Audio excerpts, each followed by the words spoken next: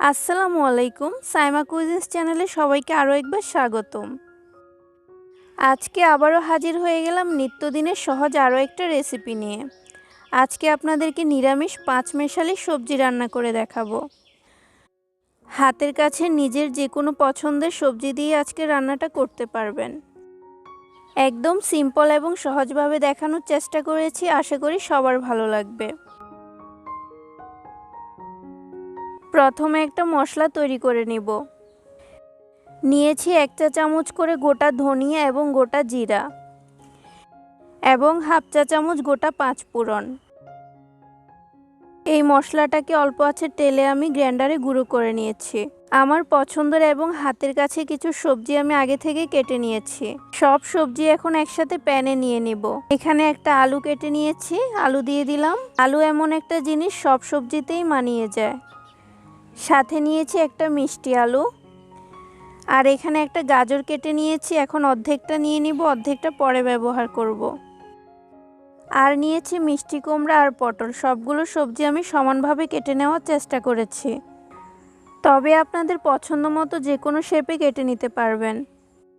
আর এখানে আমি 3টা টমেটো আর 3টা কাঁচামরিচ ফালি করে নিয়েছি।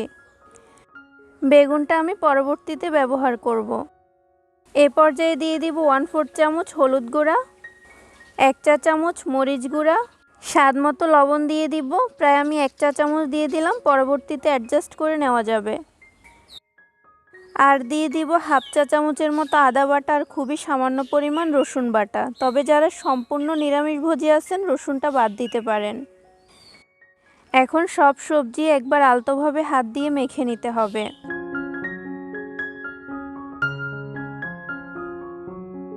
তারপর দিয়ে দিব সবজির গায়ে গায়ে কিছুটা পানি। এই পানিতে আমি সবজিটা কষিয়ে নিব। শেষে উপর থেকে 2 চামচ তেল দিয়ে দিব। এরপর আর নাড়াচাড়া করার কোনো দরকার নাই, সরাসরি চুলায় বসিয়ে দিব। ঢাকনা দিয়ে রান্না করে নিব প্রায় 7-8 মিনিট, তবে মাঝে মাঝে ঢাকনা উঠিয়ে নেড়েচেড়ে দিতে হবে।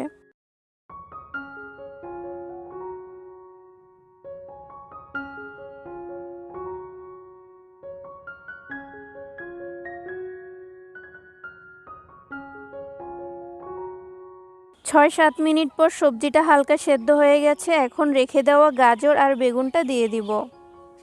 সব কিছু আবারও একবার মিশিয়ে দিয়ে রান্না করে নিব পানিটা একদম শুকিয়ে যাওয়া পর্যন্ত।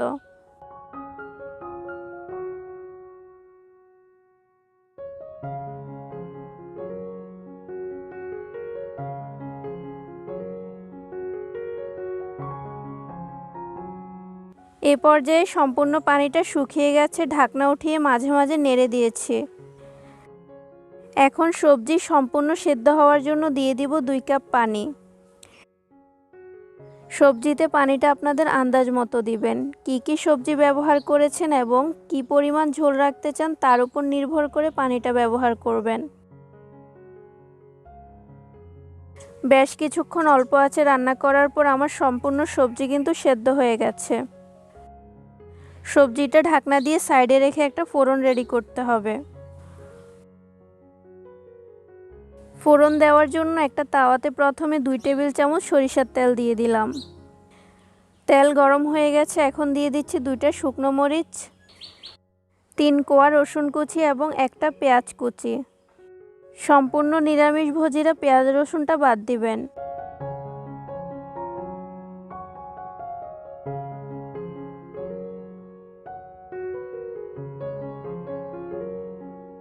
পেঁয়াজ রসুনটা হয়ে আসলে রেডি করা মশলা থেকে 1 চা চামচ দিয়ে দিব, আর দিয়ে দিব হাফ চা চামচ মরিচ গুঁড়া। ফোড়নে মরিচ গুঁড়া ব্যবহার করলে সবজির কালারটা অনেক সুন্দর আসে।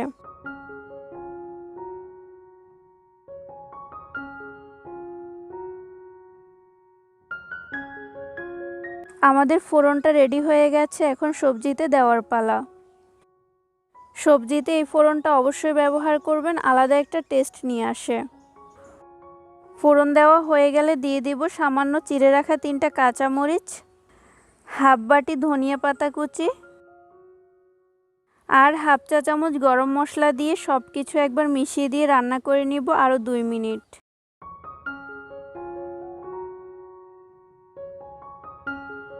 এখন সবজি রান্নাটা সম্পূর্ণ কমপ্লিট, নামিয়ে কিছুটা ঠান্ডা করে বাটিতে সার্ভ করে নিব।